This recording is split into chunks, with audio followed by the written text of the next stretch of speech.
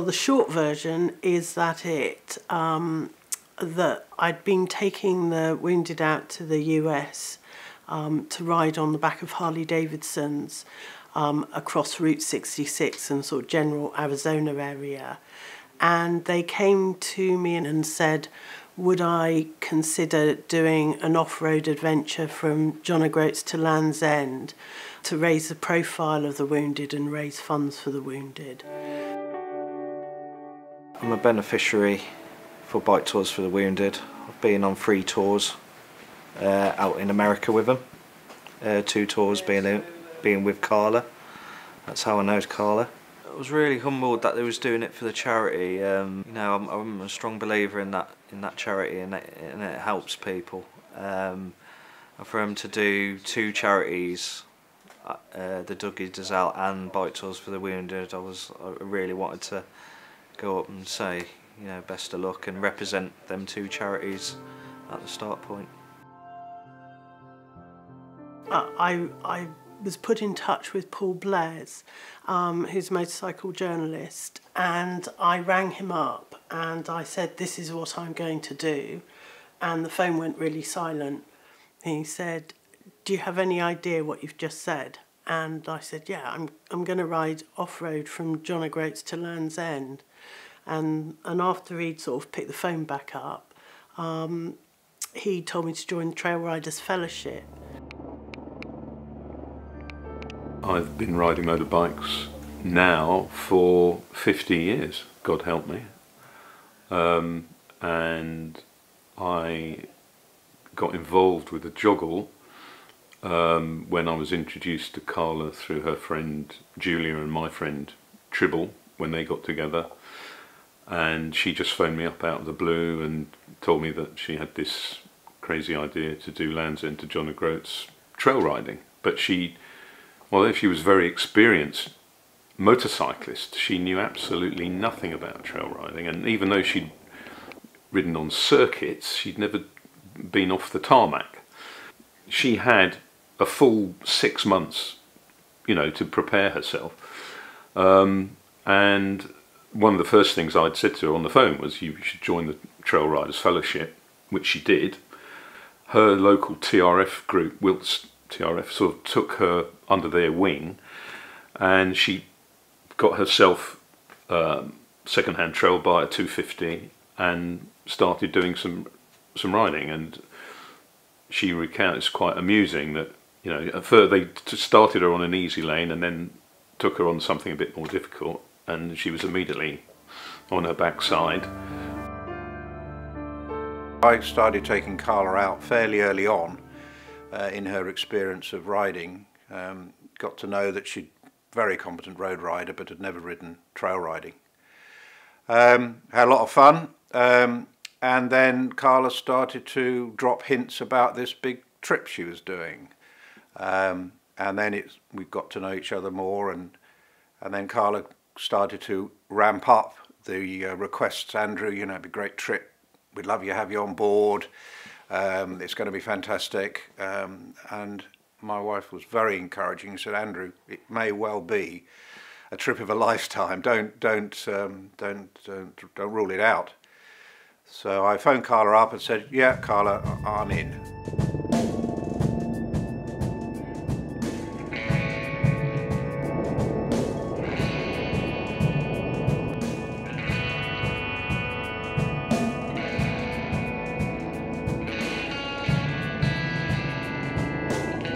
She said, right, well, we need somebody to organise it.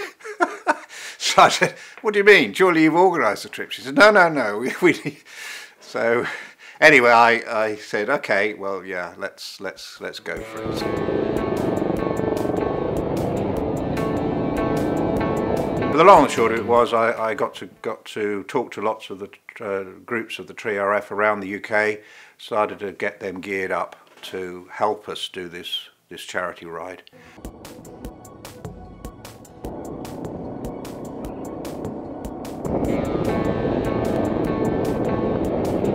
I knew that she was going to have an uphill struggle in order to ride right across the country on as much green lanes as possible. And the other thing was, I knew that the law in Scotland is completely different from England and Wales, and there's a kind of paradox in Scotland that they have this open access for everybody everywhere, which we don't have in England, but not for motor vehicles. I had no idea that the Scottish laws were so different, and that became quite limiting. So we then had to work towards opening up land access in Scotland, and much of that land access was actually in private ownership. So we were really working to appeal to the hearts and minds, if you like, of those landowners to allow us to do it.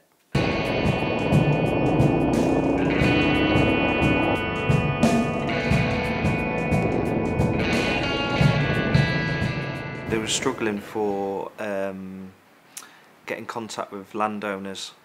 Up in Scotland, we don't have byways. You've got to know a landowner to use it, you know, and pass through it on motorised vehicles. I actually volunteer for a charity called Highland 4x4 Response. So I already had them contacts with the landowners who we practice off-roading on. So the landowner who I put in contact for Carla was actually an ex-Coldstream Lieutenant Colonel. So he was a really good contact to start off that process of getting from the start down to the Scottish border.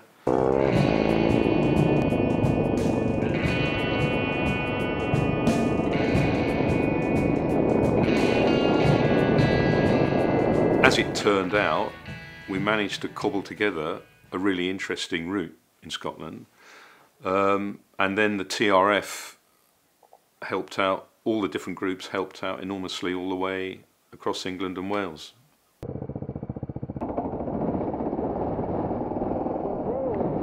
In Scotland, the highlight was definitely the Corrierac Pass from Loch Ness down 14 miles south it runs, and it's a wade road.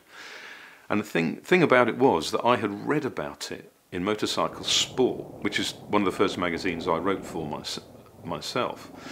But I'd read someone else's account of riding this Corrierac Pass road, and it was a wade road that General Wade, well, after the Scottish Rebellion, you know, in the 18th century, the two of them, they built load of roads, and so it was a genuine old road. That, you know, it's kind of legendary to my mind, and it wasn't on our schedule initially. But when we camped at Loch Ness, and I looked, I was like, oh Christ, we're right by the Corrierac. We should at least go and have a look at it. That was definitely a highlight, and I'm so glad that Jimmy made this beautiful little 5-minute video of that thing, of that 14 miles.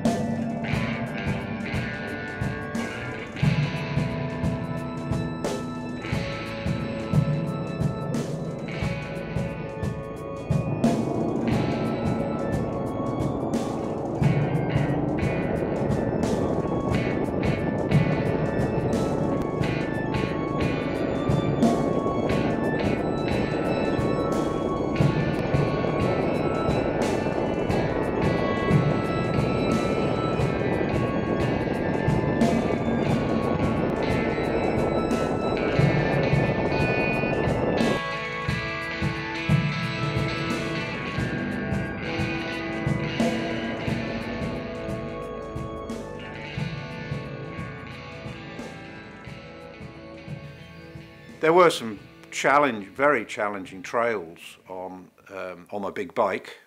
Although I'd given requests to the groups around the country to choose trails in their area that were suitable for big bikes and novice riders, me being on the big bike, Carla being a very novice rider, that didn't seem to get translated correctly.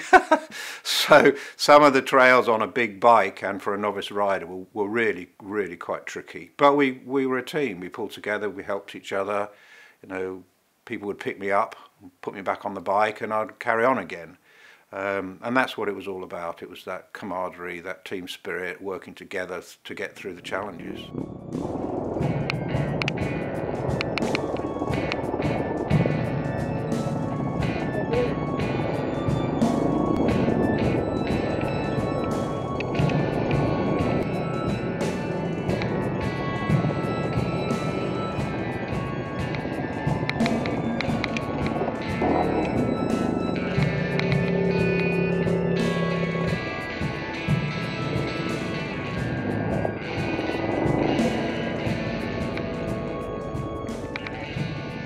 We did some lovely lanes in Northumberland. That was absolutely brilliant.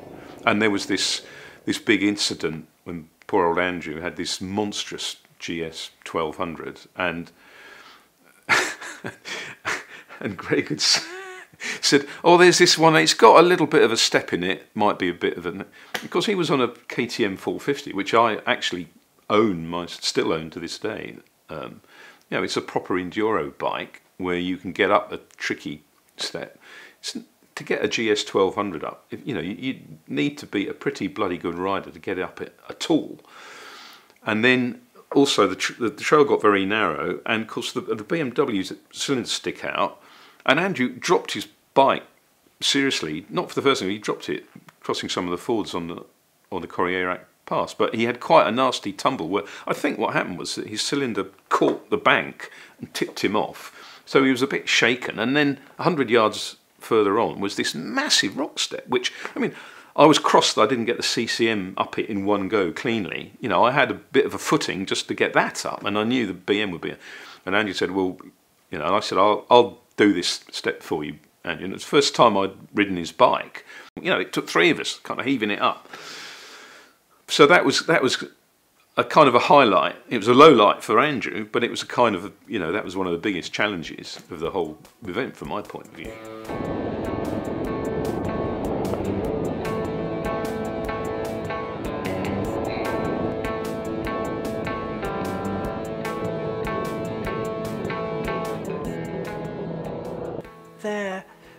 There were a couple of points where I thought, what have I done? One of those points, the first point, was the first day out of Lancashire, and we hit a very steep, rooted trail, and it was really difficult. And we got to the end of that trail, and the landscape was very rocky, and it was unfamiliar because I'd been learning in the sort of soft, quite benign arable landscape of Wiltshire.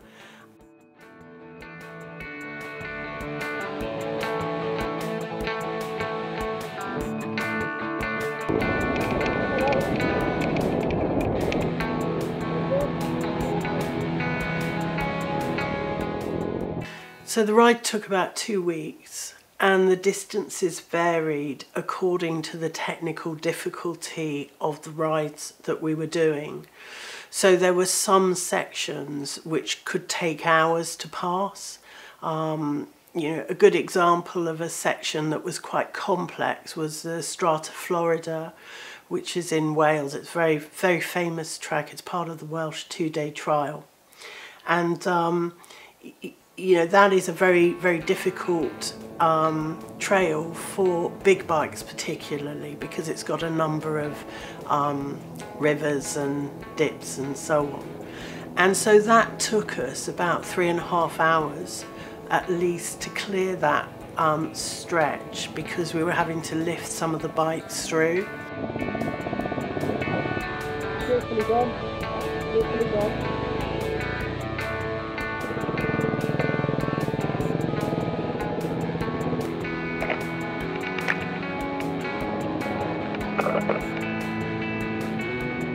So that stretch is about, in Wales, was about 15 miles long and took about 3 hours. What one doesn't always appreciate about trail riding is it's a physical toll. So you get to an end of a big stretch like that and you're completely knackered. And then you've got to decide whether you go on and ride more or whether you rest up and do a longer run the next day. So you're constantly having to plan when you're doing long trail rides, you know, how much you do and what your physical commitment is.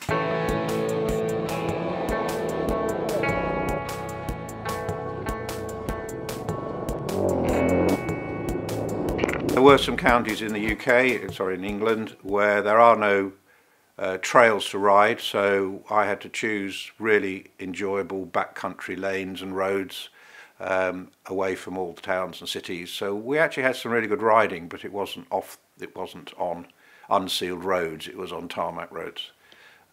So yeah, to try and string them all the way together, all the way across the country, was quite a challenge to get as many miles on trails that we could compared to road riding.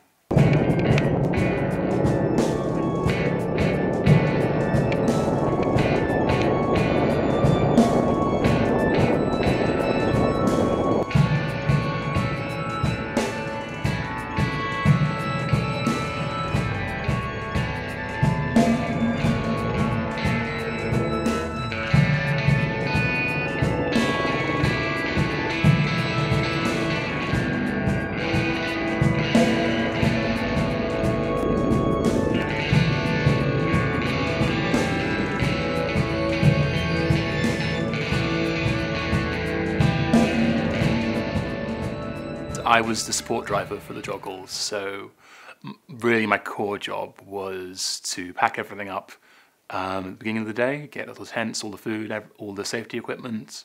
Of course, I set everyone off with their lunches. I think we were sponsored by some health bar, and so it was loading, making sure everyone had their brightly coloured health bars in their food packs, and then see them on their way, and pack up all the tents, shoot ahead to wherever we were ending the day, making sure I was always in a certain range for where they were, because I had all the spares, all the tyres, the pulleys, you know, anything we'd need.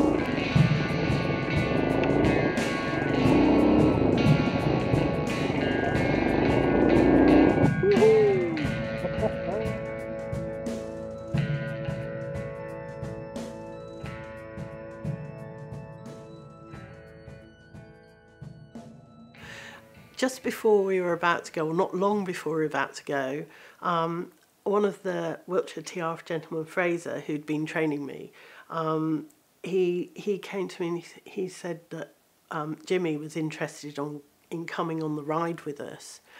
And he rang me up and he said, "Carla, you need a bloke like that." Jimmy was kind of larger than life, over 6 foot, could lift anything with one arm. And had an encyclopedic knowledge of byway law, and apart from being a thoroughly brilliant bloke. And so Jimmy came, and he was a late arriver to the team, but his contribution was immense.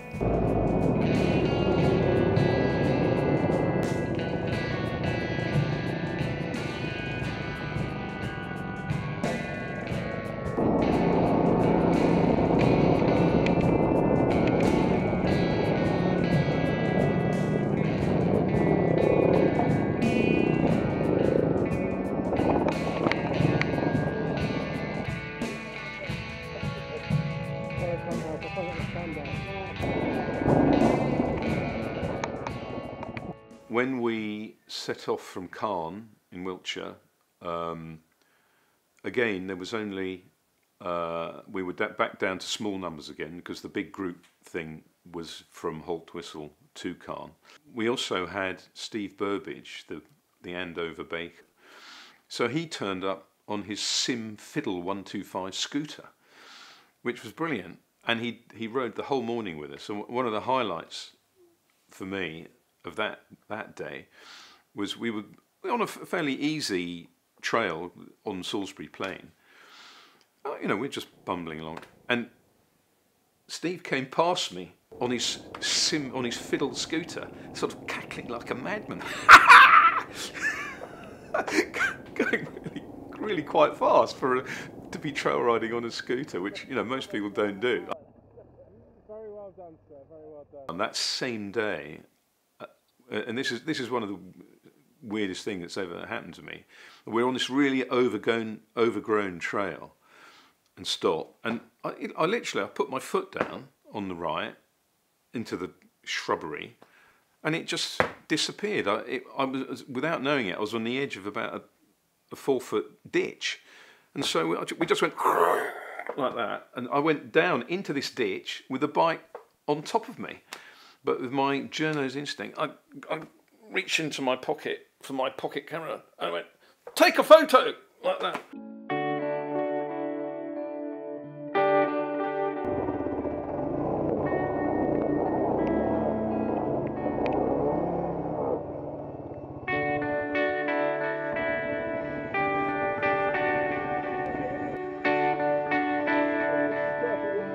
I would have been a bit quicker if I could have. Oh no.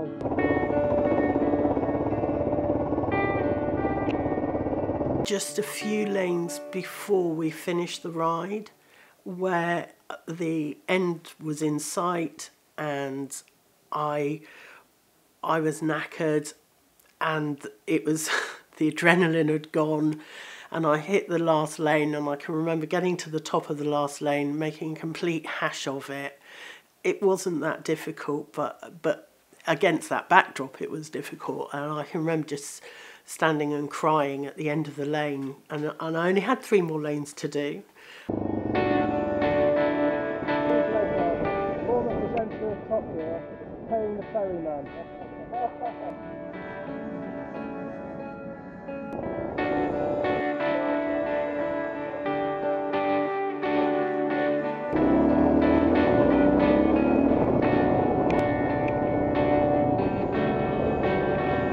When we got to Land's End, funnily enough, I'd been to Land's End before when I'd done the Land's End trial, the MCC Land's End trial, which is that's another whole history in its own right. But now you know it's a sort of big tourist thing, and you're supposed to pay to go in. And but I knew if you went round the side, there were a few steps, and it would take us straight to the signpost. So I just said to Jimmy, "Follow me," and you know we just went round the other side of the main building and down the steps, and there we were.